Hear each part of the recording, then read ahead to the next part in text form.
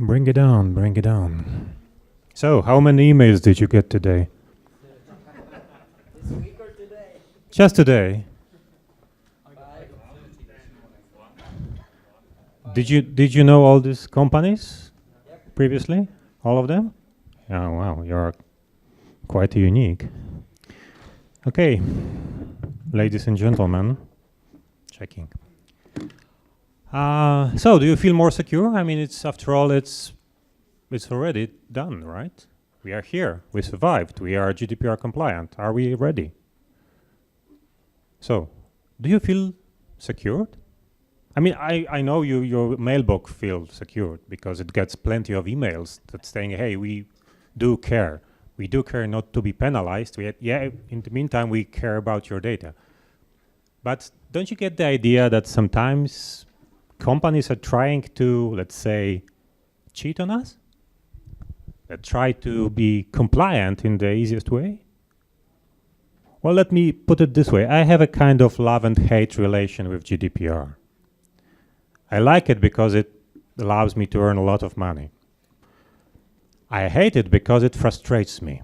Not because of the regulation itself, but it's about the way companies are usually putting their priorities.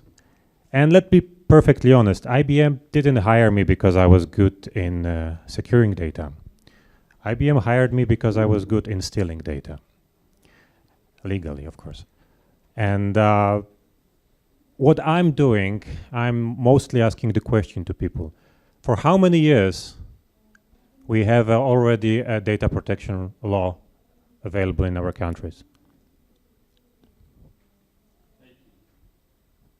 18? Yeah. 18, yes. In Poland it's 21, but it's pretty much the same time, right? So we have over 20 years of data protection regulation in place. So why do we need another one? No penalty. So why do we need penalties?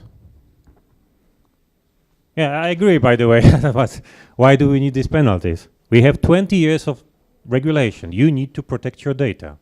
In the same time, we have third or fifth consequent years where the data leakage is huge. It's raising, it's like exponentially, right? It's huge. We have like billions of data records leaking every year from a lot of companies, and yet all these companies are actually operating under the regulation of the existing data protection laws. So what's going on? The fact is, I will answer you. I mean, the existing regulation didn't work. Maybe that is the reason why we implemented penalties. But the fact is that it didn't work for a reason. And the reason is that companies usually placed an emphasis on the completely wrong actions and tasks they should to fulfill. And I will give you a couple of examples. First of all, I will show you something. This is actually an ultimate exfiltration tool, right? You can see it has the USB drive. And when you plug it into a computer, it introduces to the Windows system as a network card. And it gets the DHCP address, and then it can plug into, or actually infuse into your computer, whatever I want. For instance, copy the My Document space and send it to my email. And the computer, of course, can be locked with your password. It's not a bug, by the way. It's the way Microsoft designed its system, and it's good, by the way. Simply, most of the good things can be also, well, used for bad reasons. But I'm sure, and I will ask you to raise a hand, how many of you have heard when they get the computer and you leave it in at your desk at your office, you need to secure it with the Kensington lock. You got it? It's important because of the data protection, right? Because we don't want our computers to be stolen. Yeah, of course we don't. But if it's already there, nothing easier, right? Just plug it in, wait 3 minutes, and it's done. I love the Kensington locks because it leaves all the computers for me. But honestly, most of people don't know how the technology works, and this is the problem for the companies. That's why when we have the three layers of the GDPR adoption, the legal layer, the process layer, and the IT layer, most of the tasks so far were actually at the legal layer to actually secure ourselves from high penalties. But putting the proper security measures at all the employees, it's roughly impossible because of the lack of education. And I'm not saying the people are stupid. What I'm saying, not all of the people, but what I'm saying is that people are not really aware how technology is working. Most of the technology for them is magic. And the vendors, IT vendors and IT consumable vendors, are doing all the things to stop you from knowing how actually it works. Take your phone as an example. When it's get broken, you are actually penalized if you try to fix it yourself, right? But if you could, that would probably improve your knowledge about how things work. One of the things people don't know how works is Wi-Fi, wireless networks, Wi-Fi. Do you know, by the way, where the abbreviation come from? You use it all the time, every day. Well, whatever. Take that for yourself. So people don't know how this works. And it works in the way that when you have your Wi-Fi plugged on, then it's scanning the environment for the known networks. McDonald's, Hilton Honors, your hotel, your home network, whatever, you take it, right? And if it finds one, by the name, by the way, it connects to it. So some of you may notice that I was hanging around with my computer during this conference, and the computer sits over there on the left side with the blue light lighting on, and actually it's scanning your phones. Not all of your phones. Some of your phones are switched off. Some of your Wi-Fi are switched off. But honestly, and it's gathering some data. For the legal people in the room, I must say that I switched logging off, and I switched the data transfer to the internet. So it stops there. But this is what I call an artificial access point. Your phones are connecting to that, and technically speaking, I have an access to whatever you transfer for your phone, including your data. And it works all the time. I mean, I don't have any problems connecting to whoever phones I would like to, whenever I am. Why? Because for most of the people, turning off the Wi-Fi in your phone, in your computer, not to mention in your TV set, for instance, which you have in your room, and I'm sure you changed the default passwords that is there, it's not convenient. So I've seen a lot of people who saw me many times doing this artificial access point example, and the only actually results, the real results I got is when they see me, they say, oh, wait, I'm switching it off. But that's the only practical result I'm getting. None of the habits will change. People will behave in the not very reasonable and secure way, and we don't change that. So I'm hacking you right now. I can tell you the example of the results, but this is a perfect way for data profiler, for getting the data, because hacking to whatever phone is not the task. The task is hacking into a particular phone you want to hack. That requires some data gathering. That's actually my specialty, because I'm specializing in data gathering right now. And doing scanning of your phone allows me to know which networks you have in your phone, right? Remembered in your phone. That gives me a pretty much idea where are you usually going, which are the places you are usually visiting. That, and by the way, I love the way we are naming our devices, like Martin's phone or Anna's iPhone. This is perfect. This saves me a lot of time localizing the proper devices that I would like to target. So this is happening. That's why I'm having this kind of love and hate relation with GDPR, because I did over 40 projects with my customers for zero. For some reasons, most of these projects were called GDPR assessment. Like we need to assess something right now. I mean, we have a certain regulation that we have to be complied by today. And most of the projects were not actually GDPR compliance, were GDPR assessment. So we have 20 years of experience, but we don't know where we are. So this this is problematic for me. And honestly, when you look at Google Trends, this is nothing I planned before. I just did it last week to see how the Google actually looks at the GDPR. By the way, I searched by GDPR and I realized that there are different abbreviations by different countries, but the trend pretty much was the same. So it started pretty recent. I don't know this is phenomenal, but I don't know why it happened. But the trend started actually beginning of this year, and I can confirm that. However, the funniest thing is about the breakdown from the origin of the request. So that probably requires some bigger research. But this shows you that the GDPR seriously were taken just recently, and we have plenty of tools. We have the GDPR. So these are just the few examples from the Google I took. We have GDPR questionnaires. We have self-assessment questionnaires, right? And this is fantastic, but this tells you only one thing. You pay money to, I am a consultant, I can do that. I'm an architect, but I'm doing a lot of consultancy. There are plenty of companies doing, hey, we will tell you where do you stand in terms of GDPR compliance.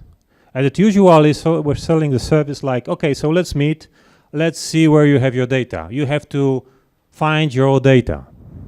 So how do companies usually behave when they had to find their data? How did you do that? Automatically process-driven approach? No. They were usually sending out paper questionnaires to the data owners or to the data sources owners, right? This is the paper, write me the name of the data source, which data you are storing. That's how it was happening, more than I would like to admit.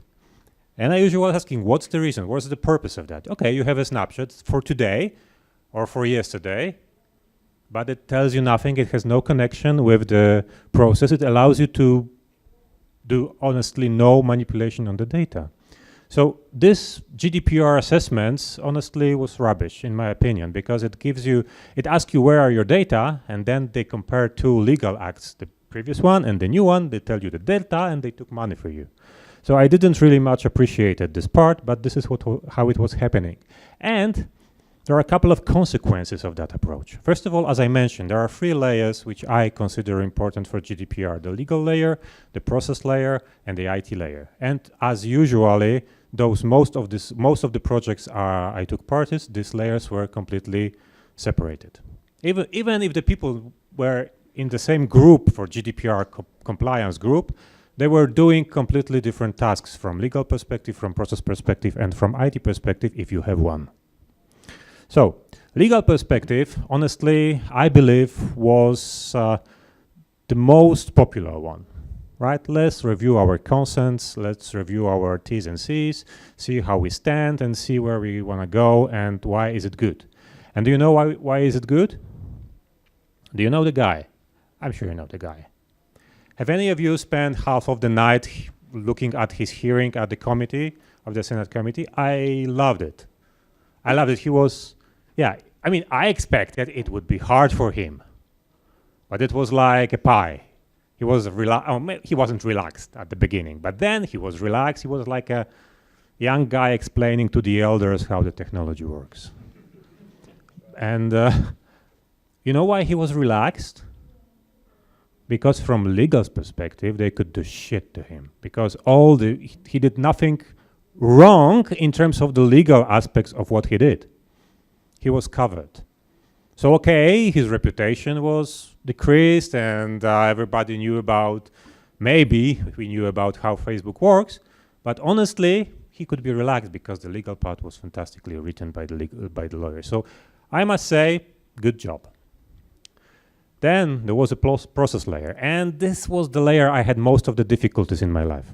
Because if you have a hammer, and if you have only a hammer, all you looking at is where's the nail. And I had a hammer. I was a hammer of the IT layer, which is not on this slide. And I usually was faced and challenged against a consultancy hired by the customer to do the process organization, data structure management, master data repository, you name it, whatever you want. In other words, a lot of companies, after reviewing their consent management, have hired a consultancy, and I'm not having anything about these consultancies. By the way, I do believe having a master data management is important, not necessarily with the GDPR motivation, but it is important. And I spent like 2 days on the workshop with one of my biggest customer telcos in Poland, trying to understand their issues. And they were challenging me with the question, how will you actually connect our processes with the data that is stored and identified by your tools? And we didn't really have a good answer to that, because, well, integrate somehow, we will match the data, we will, I don't know, we were trying very hard to figure something out because we didn't have a proper answer, because there isn't proper answer, right? And at the end, one of the engineers stood up and said, listen, guys, okay, we don't have an out-of-the-box product that will solve all your issues, but tell us how you store your data. We are engineers, we will figure something out, we will make an integration. And they said, oh, how we store our data? Oh, we store it in the paper, it's in the paper process of the book, right? And we said, fuck, so how do you want to connect that? I mean, we don't know, we ask you. And it was like, okay, so why did you pay for that? Well, this is what the lawyers said we need to do.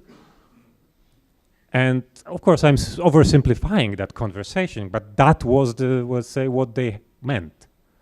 Okay, we have the process, we have the data flows, we have everything. Here's the book of rules. And that's why I say it's important to have one. But I don't really consider that valid from the GDPR perspective if you do it in your proper, old-style, old-school compliance way. Because that's what most of the problems of the GDPR right now are. As I said, we have 20 years of legislation. Moreover, we have ISO audits. We have a lot of standard procedures to say, hey, we protect your data. And the biggest problems with that approach is that we do things to protect our data in order to pass some compliance audits. And compliance audits not necessarily, I mean, I'm not saying they are bad, but I'm not also saying they are actually relevant in terms of real data protection, especially if you consider how data works. I will cover that on the separate slide. So if you have a compliance audit saying, do you have the process map? Yes. Do you have a data protection officer? Yeah. Do you have the data incident index? Yeah. This is a compliance way of doing audits and projects. And since the data leakages are, the number of data leakages is raising exponentially every year, I don't think this approach works. And this question marks is about the link between the process and the technology. And there are quite important questions here. I've heard a question about how many data classifiers you have. I don't consider that question important. And I'm sorry to say that, but I did like dozens of projects, and I've never used the same set of classifiers twice. It was always different classifiers, right? So, well, take, for instance, an ID number or a customer ID number. It's different in each and every company. I mean, maybe it's named the same, but it has a different logic, so you need to have a different classifier. So I have like 40 plus classifiers for customer ID, but it doesn't matter. It still refers to the just one and the only piece of data. So I do believe we need to consider, when we are creating our way of manipulating and protecting data, two key concepts. The first one is data dynamics. Data dynamics is the way company works. It's not bad. You simply need to embrace that it is happening. And I can tell you that when you have these questionnaires, data questionnaires, to discover your data sources, most of the people are discovering only the sources they are aware of existence. And it's not really enough, because I can tell you, and I spent a lot of my years, professional career, doing penetration testing for a lot of companies, right? By the way, it was never easier as it is right now. So most of the data are not actually leaking from the central production systems. No. Most of the data are leaking from the unmanaged small databases that nobody knows they exist. Like, so somebody did an extract to the Excel for a small marketing campaign, okay. Somebody did a small Postgre database because they wanted to calculate provisions for salespeople, and it's over there. Then, okay, but I'm off today, send me to Dropbox, I will work on that at home. And those data lay unmanaged. This is data dynamics. So if you want to have a proper data protection capability, I mean IT-based data protection capability, you have to know your data, where it is stored, where it is located, and how data dynamics influence that. And it is very easy. You don't need any tools that are paid for that. You can just, your IT people can run an Nmap scan every day, every month, every week to see where are the data, or actually where are the databases in your network. That helps, and it costs you nothing. But somehow people prefer to pay because they think it's better. And the second, which I don't mind, by the way, but you don't have to do that. The second concept is something I call the data entropy. And the data entropy, I love the entropy concept. I'm a big fan of the entropy and the chaos because this represents a lot of the things I saw in my life. So data entropy, and I know every piece of entropy is different, but I will try to explain that to you. When I was doing a project for one of the telcos in Poland, they were very reluctant of doing a data discovery process. They said, we exactly know where the data are stored, we have the perfect documentation, and we know exactly which tables of the database are used to storing data. And it gives us a lot of trouble to actually convince them to run the data discovery process. And they showed us the data mapping, they had everything, they had master data repository, I mean, they thought they were covered. We said, listen, these are the 8 tables in this database where we have your databases, where you have the personal data, and show me what you got from the scanning results. And it turned out that they have the data stored in 147 tables instead of 8. It wasn't their mistake, honestly. It wasn't. Otherwise, that would be data dynamics. It wasn't. From the documentation perspective and from the product perspective, it was 8. But there were certain mistakes in the implementation, the programming errors in the databases, that simply when they replicated the database for instance, for sorting purposes, they didn't delete the replica. So it wasn't actually a way the database was supposed to be, and the documentation was okay. Simply by the implementation mistakes in the database, there were like extra unmanaged tables in the database that also hold the personal information. So that's what I'm saying. You can be perfectly aware of your data, and you still can face a problem of the data entropy. And it has certain consequences. Because when we are assessing, I'm still laughing at that, but because most of the projects ends up after GDPR assessment. Oh, so this is where we are, okay, so pretty much done. And a lot of companies are not aware of many consequences. I'm not aware of many consequences because the regulation will actually show its real face starting today, and I'm really happy to see that. But generally, most of the companies are having the snapshot kind of approach for GDPR. And some of the people even believe they can delete data from backups, which they don't, by the way. You know what happens when you delete data from backup? You create another entry point in the logs. Hey, you just deleted this data. But, well, this is what's happening. I mean, okay, you deleted from backup, you created that in the log. You want to clear the log? That's an audit issue. You cannot do that. So some of the data cannot be deleted. But also, very few companies realizes that they have to test their procedures. And I'm not saying test in real case examples. I'm saying that, hey, your CEO is coming, hey, have you heard about that leak yesterday from the similar company? Are we secure for that kind of threat? And not really a lot of companies can simulate how actually they can reproduce the threat and without actually the threat itself. And even less people are aware to monitor, let's say, the dark zone, the dark space, even though it's not in the dark space, about for the data they might be leaking, right?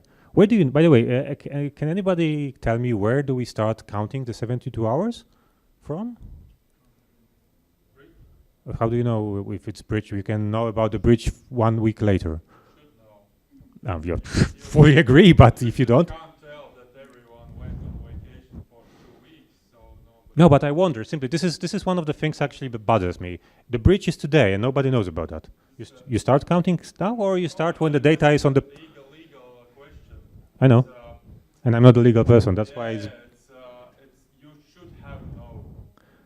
That's quite not a legal answer. I would. This will be case of case basis. You should have been penalized. You know, that's just. You will know afterwards. No, it's a real issue for me because I don't know if it's from the bridge, but nobody knows where it was. By the way, the bridge itself, I can tell you from my own example, is not a point in time. Sometimes it takes weeks. And so from the beginning, from the end, from the average, I don't know. Maybe from the moment it was communicated to you, or maybe when it ended up in the paste bin to download. Just an easy question. When do we start counting? I mean, are you ready? Okay. So how do we handle that and how we should do it in the most efficient way? By the way, on the GDPR introduced a new kind of danger for the people, which is exactly the paste bin. Are you aware of the paste bin? For sure you are. This is the place where you paste things. That's pretty much all it does. It's the virtual copy-paste site. And you have plenty of interesting things in the paste bin. By the way, these are obvious frauds. A lot of things on the paste bin. I mean, paste bin used to be a really valuable source of information. And now it's a crazy things of malware.